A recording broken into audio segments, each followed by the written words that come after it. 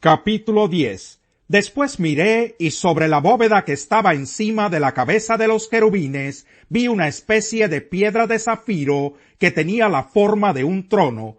Y el Señor le dijo al hombre vestido de lino: métete entre las ruedas que están debajo de los querubines, toma un puñado de las brasas que están entre los querubines, y espárcelas por toda la ciudad. Y el hombre se metió allí, mientras yo miraba. En el momento en que el hombre entró, los querubines estaban en la parte sur del templo, y una nube llenaba el atrio interior. Entonces la gloria del Señor, que estaba sobre los querubines, se elevó y se dirigió hacia el umbral del templo. La nube llenó el templo, y el atrio se llenó del resplandor de la gloria del Señor. El ruido de las alas de los querubines llegaba hasta el atrio exterior, y era semejante a la voz del Dios Todopoderoso. El Señor le ordenó al hombre vestido de lino: toma fuego de en medio de las ruedas que están entre los querubines. Así que el hombre fue y se paró entre las ruedas. Uno de los querubines extendió la mano, tomó el fuego que estaba entre ellos, y lo puso en las manos del hombre vestido de lino. Aquél lo recibió y se fue. Debajo de las alas de los querubines se veía algo semejante a la mano de un hombre. Me fijé, y al lado de los querubines vi 4 ruedas, una junto a cada uno de ellos. Las ruedas tenían un aspecto brillante como el crisólito. Las 4 ruedas se asemejaban, y parecía como si una rueda estuviera encajada en la otra. Al avanzar podían hacerlo en las 4 direcciones, sin necesidad de volverse. Avanzaban en la dirección a que apuntaba la cabeza del querubín, y no tenían que volverse. Todo el cuerpo, la espalda, las manos y las alas de los querubines, al igual que las 4 ruedas, estaban llenos de ojos. Alcancé a oír que a las ruedas se les llamaba círculos. Cada uno de los querubines tenía 4 caras: la primera de querubín, la segunda de hombre, la tercera de león y la cuarta de águila. Los querubines, que eran los mismos seres que yo había visto junto al río Quebar, se elevaron. Cuando avanzaban, las ruedas a su costado hacían lo mismo. Cuando desplegaban sus alas para levantarse del suelo, las ruedas no se apartaban de ellos. Cuando se detenían, las ruedas hacían lo mismo. Cuando se levantaban, las ruedas se levantaban también, porque el espíritu de esos seres vivientes estaba en las ruedas. La gloria del Señor se elevó por encima del umbral del templo y se detuvo sobre los querubines. Y mientras yo miraba, los querubines desplegaron sus alas y se elevaron del suelo, y junto con las ruedas salieron y se detuvieron en la puerta oriental del templo del Señor. La gloria del Dios de Israel estaba por encima de ellos. Eran los mismos seres vivientes que, estando yo junto al río Quebar, había visto debajo del Dios de Israel. Entonces me di cuenta de que eran querubines. Cada uno tenía 4 caras y 4 alas, y bajo las alas tenían algo que se parecía a las manos de un hombre. Sus caras eran iguales a las que yo había visto junto al río Quebar. Cada uno de ellos caminaba de frente. Capítulo 11. Un viento me levantó y me llevó hasta la entrada oriental del templo del Señor. A la entrada había 25 hombres, entre los cuales estaban Hazanías, hijo de Azur, y Pelatías, hijo de Benaías, que eran jefes del pueblo. Dios me dijo: hijo de hombre, estos son los que están tramando maldades y dando malos consejos en esta ciudad. Dicen: todavía no es el momento de reconstruir las casas. La ciudad es la olla y nosotros somos la carne. Por eso, hijo de hombre, profetiza contra ellos. Sí, profetiza. El Espíritu del Señor vino sobre mí y me ordenó proclamar: así dice el Señor: ustedes, pueblo de Israel, han dicho esto, y yo conozco sus pensamientos. Han matado a mucha gente en esta ciudad y han llenado las calles de cadáveres. Por eso yo, el Señor Omnipotente, les aseguro que los cadáveres que ustedes han arrojado en medio de la ciudad son la carne, y la ciudad es la olla de la que yo los arrojaré.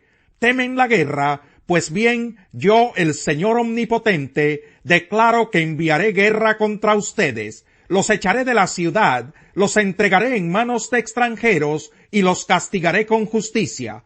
Morirán a filo de espada. Yo los juzgaré en las mismas fronteras de Israel, y así sabrán que yo soy el Señor. La ciudad no les servirá de olla, ni serán ustedes la carne dentro de ella. Yo los juzgaré en la frontera misma de Israel. Entonces sabrán que yo soy el Señor. No han seguido mis decretos ni han cumplido con mis leyes, sino que han adoptado las costumbres de las naciones que los rodean. Mientras yo profetizaba, Pelatías, hijo de Benaías, cayó muerto. Entonces caí rostro en tierra y clamé a gritos: ¡Ay, Señor, mi Dios! ¿Vas a exterminar al resto de Israel? El Señor me dirigió la palabra: Hijo de hombre, esto es lo que dicen los habitantes de Jerusalén en cuanto a tus hermanos, tus parientes y todo el pueblo de Israel. Ellos se han alejado del Señor, y por eso se nos ha dado esta tierra en posesión. Por tanto, adviérteles que así dice el Señor Omnipotente: aunque los desterré a naciones lejanas y los dispersé por países extraños, por un tiempo les he servido de santuario en las tierras a donde han ido. Adviérteles también que así dice el Señor Omnipotente: yo los reuniré de entre las naciones, los juntaré de los países donde han estado dispersos, y les daré la tierra de Israel. Ellos volverán a su tierra, y echarán de allí a los ídolos detestables, y pondrán fin a las prácticas repugnantes. Yo les daré un corazón íntegro, y pondré en ellos un espíritu renovado. Les arrancaré el corazón de piedra que ahora tienen, y pondré en ellos un corazón de carne, para que cumplan mis decretos y pongan en práctica mis leyes. Entonces ellos serán mi pueblo, y yo seré su Dios. Pero los que van tras esos ídolos detestables y siguen prácticas repugnantes, yo les pediré cuentas de su conducta. Lo afirma el Señor Omnipotente. Los querubines desplegaron sus alas, las ruedas estaban junto a ellos, y la gloria del Dios de Israel estaba por encima de ellos. La gloria del Señor se elevó de en medio de la ciudad, y se detuvo sobre el cerro que está al oriente de Jerusalén. En una visión un viento me levantó, y me trasladó hasta donde estaban los exiliados en Babilonia, y la visión desapareció. Entonces les comuniqué a los exiliados lo que el Señor me había revelado. Capítulo 6. Por eso, dejando a un lado las enseñanzas elementales acerca de Cristo, avancemos hacia la madurez. No volvamos a poner los fundamentos, tales como el arrepentimiento de las obras que conducen a la muerte, la fe en Dios, la instrucción sobre bautismos, la imposición de manos, la resurrección de los muertos y el juicio eterno. Así procederemos si Dios lo permite.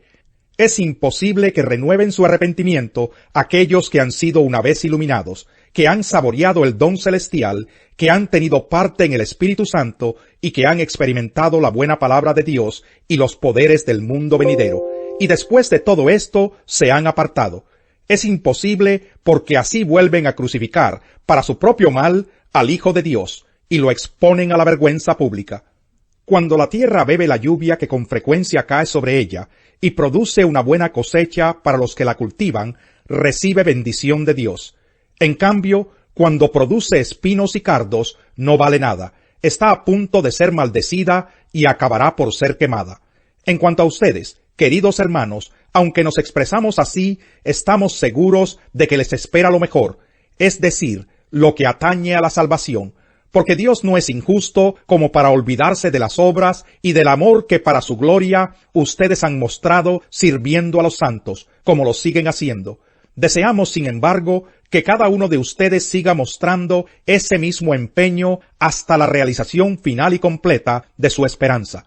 No sean perezosos, más bien, imiten a quienes por su fe y paciencia heredan las promesas.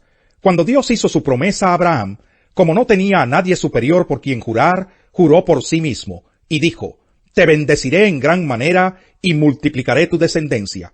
Y así, después de esperar con paciencia, Abraham recibió lo que se le había prometido.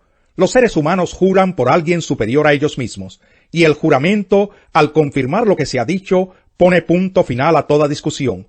Por eso Dios, queriendo demostrar claramente a los herederos de la promesa que su propósito es inmutable, la confirmó con un juramento. Lo hizo así para que mediante la promesa y el juramento, que son dos realidades inmutables en las cuales es imposible que Dios mienta, tengamos un estímulo poderoso los que buscando refugio nos aferramos a la esperanza que está delante de nosotros. Tenemos como firme y segura ancla del alma una esperanza que penetra hasta detrás de la cortina del santuario, hasta donde Jesús, el precursor, entró por nosotros, llegando a ser sumo sacerdote para siempre, según el orden de Melquisedec. Pero envió delante de ellos a un hombre, a José, vendido como esclavo. Le sujetaron los pies con grilletes, entre hierros le aprisionaron el cuello, hasta que se cumplió lo que él predijo, y la palabra del Señor probó que él era veraz. El rey ordenó ponerlo en libertad, el gobernante de los pueblos lo dejó libre, le dio autoridad sobre toda su casa, y lo puso a cargo de cuanto poseía, con pleno poder para instruir a sus príncipes e impartir sabiduría a sus ancianos.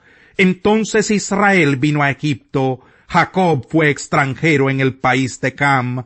El Señor hizo que su pueblo se multiplicara, lo hizo más numeroso que sus adversarios, a quienes trastornó para que odiaran a su pueblo y se confabularan contra sus siervos. Envió a su siervo Moisés y a Aarón, a quien había escogido, y éstos hicieron señales milagrosas entre ellos, maravillas en el país de Cam. Envió tinieblas y la tierra se oscureció, pero ellos no atendieron a sus palabras. Convirtió en sangre sus aguas y causó la muerte de sus peces.